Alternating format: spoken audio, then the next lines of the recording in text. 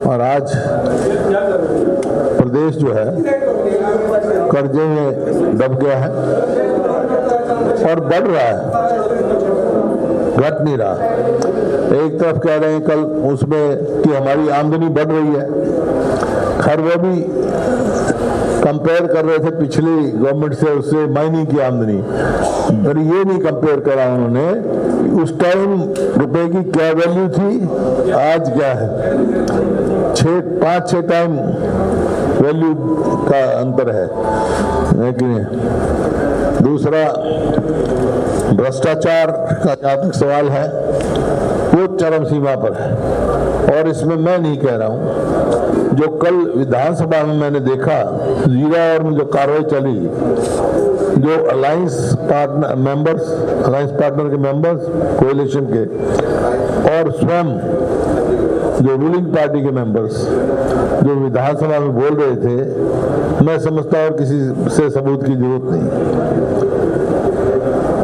उन्होंने बहुत सारों ने जिक्र किया कि भ्रष्टाचार क्या है, किस प्रकार से है और विकास क्या हो रहा है, सब जो है कल बातें इनकी ढोल की पोल उनके विधायकों ने खोल दी।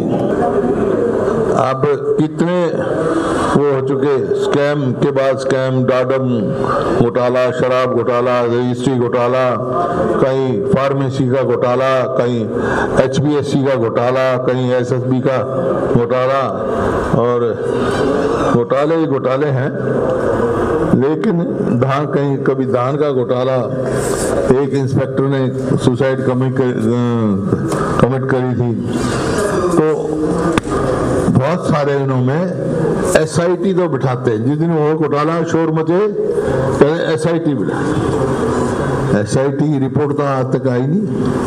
इसी वास्ते मैंने असेंबली में कहा था ये SIT जो है इनकी, वो है सिटिंग इन्वेस्टिगेशन ऑन टेबल पे रहती है, दरअसल पे कोई इन्वेस्टिगेशन नहीं होती इनकी।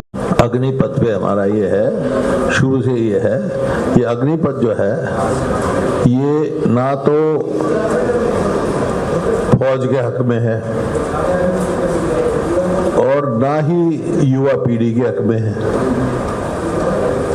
क्योंकि अगर इसी हिसाब चले तो हमारी 2 साल भर्ती नहीं हुई कोरोना में, तो फौज की strength already reduce to 12 lakhs, और यही चलता रहा, इसी तरह ये चलते रहे तो आगे आने कुछ समय में 6 लाख हो जाएगी, विच इज इनसफिशिएंट इतनी बड़े देश के लिए, जबकि चाइना आपके सिर पे बैठा है, पाकिस्तान आपके सिर पे बैठा है, और ये सब उसके हिसाब में है आपका।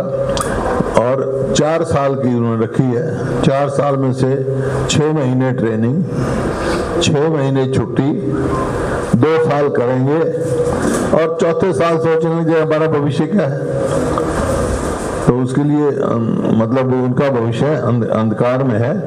और फौज में हम आराम से यहाँ सोते हैं, हमारे बहादुर सैनिक बॉर्डर पे अपनी जान बाजी पे लगाते हैं, क्योंकि उनमें एक जज्बा पैदा किया जाता है, एक जज्बा होता है। 4 साल में वो जज्बा नहीं हो सकता। जैसे रेजिमेंटल सिस्टम खत्म हो जाएगा तो वो रेजिमेंट के उस पे नाम, निशान और झंडा, इसके ऊपर उनकी भावना बड़ी होती है। राष्ट्रीय ध्वज की आज बात कर रहे हैं, राष्ट्रीय ध्वज की इज्जत के लिए लड़ते हैं ना। किसी भी प्रदेश की जो विकास की पैमाने शिक्षा, स्वास्थ्य से होते हैं, भाई क्या है, आज 38,000 टीचर्स की जगह खाली है, स्कूल बंद हो रहे हैं, और एक किस्म से सरकारी स्कूलों में जो सुविधा थी वो भी पूरी नहीं मिल रही है, और लोगों को प्रोत्साहित किया जा रहा है कि प्राइवेट स्कूल में जाएं, क्योंकि टीचर नहीं है। 38,000, 50% पोस्ट जहाँ वेकेंट होंगी, छोटे छोटे बच्चे हड़ताल में बैठे हैं, हमारे पास टीचर नहीं है, तो आप स्वयं देख रहे हैं ये स्थिति है। स्वास्थ्य का ये हालत, 10,000 पोस्ट वेकेंट है, मतलब परिस्थिति ये है, स्कूलों में जाओ तो मास्टर नहीं, अस्पताल में जाओ तो डॉक्टर नहीं, दफ्तरों में जाओ तो कर्मचारी नहीं, हड़ताल पे ही रहते हैं, सड़कों पे ही रहते हैं इनके कर्मचारी, कटौती में लगे हुए हैं। 5.5 लाख जो है वो ओल्ड एज पेंशन इन्होंने काट दी, ये पहचान पत्र के बहाने से। ये इस पहचान पत्र का और कोई मायने नहीं है, सिर्फ पेंशन कार्ड पत्र है ये। अब किसी का एक लड़का नौकरी कर रहा है, उसकी भी काट दी। अब वो लड़का उसकी अपने बाप की सेवा कर रहा है नहीं कर रहा है इसका कोई मतलब नहीं। सेल्फ डिक्लेरेशन जो है वो होना चाहिए उसमें। एक तो आज़ादी का 75वां दिवस है हमारा, 75 साल हो गए, और उसके उपलक्ष्य में एक झंडा लगाने की सबको लगाना भी चाहिए सबको झंडा। लेकिन हरियाणा में जो कल खबरें आई हैं कि डीपी होल्डर्स को कंपल्सरी किया है, भाई ये तो वॉलंटरी होता है या गरीब आदमी को वैसे दिया जाए। अब कितनी है, इन्होंने डीपी होल्डर को सस्पेंड भी किया है, उसका तो वीडियो देखा एनडीटीवी मैंने, उन्होंने कहा भाई हमारे को तो दिया है, जबरदस्ती देने पड़ेंगे। तो मेरे को समझ में नहीं आ रहा ये कैसे, मतलब 20 रुपया गरीब आदमी से कैसे ये ले रहे हैं। या तो इससे तो जो स्टेट डेब्ट ट्रैप में फंसा हुआ है, ऐसी चीज तो निकल सकता है। आज 3 लाख करोड़ के ऊपर प्रदेश में कर्जा है।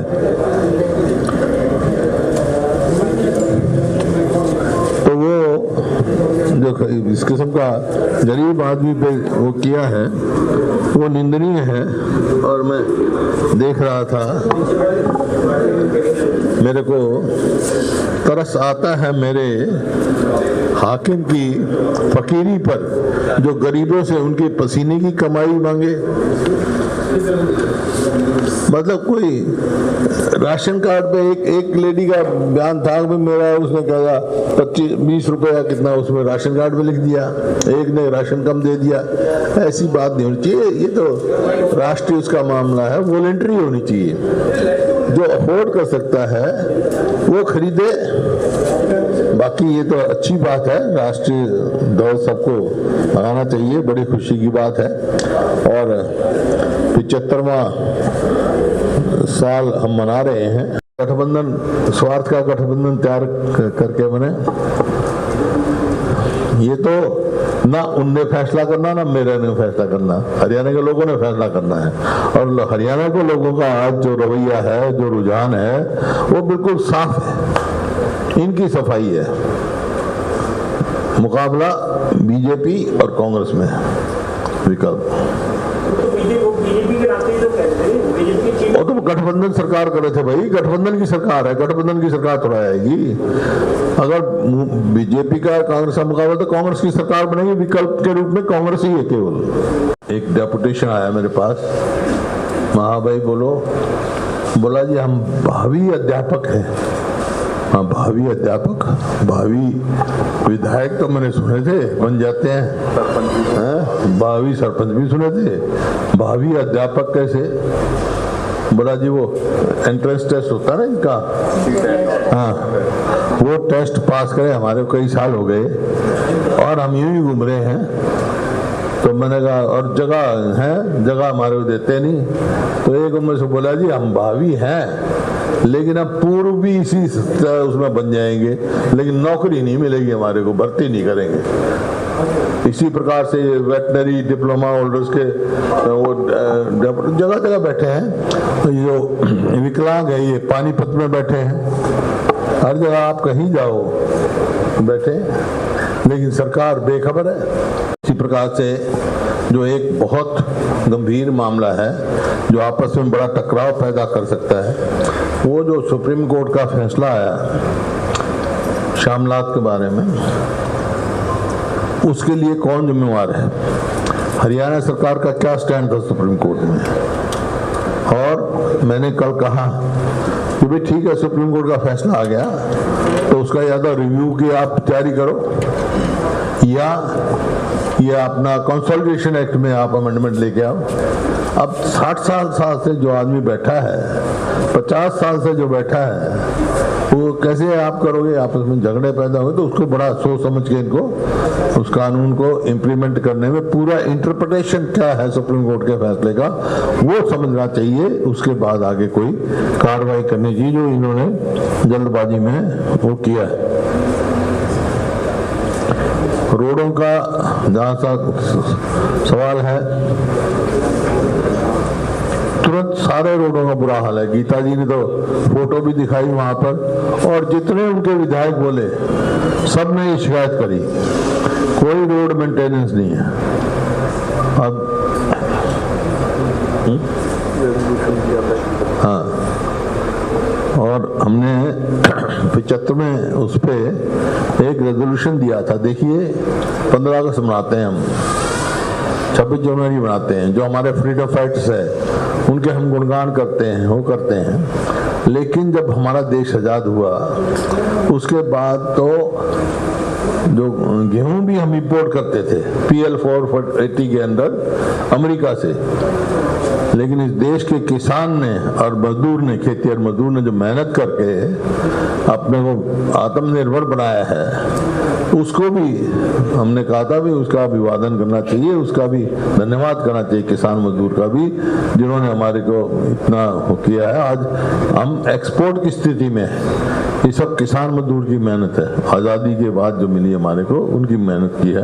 उनका हमने प्रस्ताव दिया था लेकिन वो मंजूर नहीं किया हमारा। इस पे बड़े उसकी बात है, गीता जी बता पाएगी कि सिलेबस बदल रहे हैं। फ्रीडम फाइटर्स का नाम जो हमारे चीफ मिनिस्टर हैं, जो विकास करते रहे हैं, उनके नाम से जो सिलेबस में लगाया था उसको विड्रॉ कर रहे हैं। क्यों इतिहास बुलाना चाहते हैं? इतिहास तो हमारा गौरव में है, जिन्होंने आज़ादी की लड़ाई लड़ी, एक से कुर्बानी करी। आज उनको सम्मान करने की बात होनी चाहिए।